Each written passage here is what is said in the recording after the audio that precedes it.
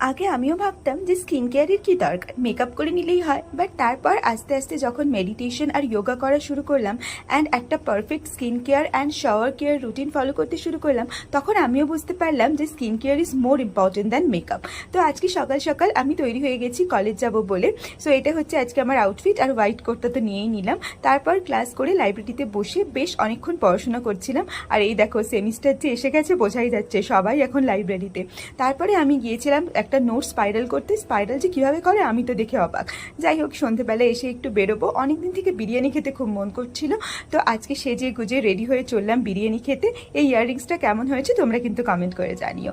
তারপর চুল টুল বেঁধে আমি হয়ে গেছি রেডি। সন্ধ্যাবেলা করে একটু ঘুরতে বেরোলে মনটা কিন্তু খুব ভালো লাগে। আর এই যে পিছনের যে অংশটা দেখছো সেটা আমাদেরই হস্টেল। তারপর চলে এলাম রেস্তোরাঁয়। আজকে অনেক দিন পর মাটন বিরিয়ানি খেলাম। বাস বিরিয়ানি খেতে খেতে আজকের ভিডিওটা এখানেই শেষ করলাম। বাই।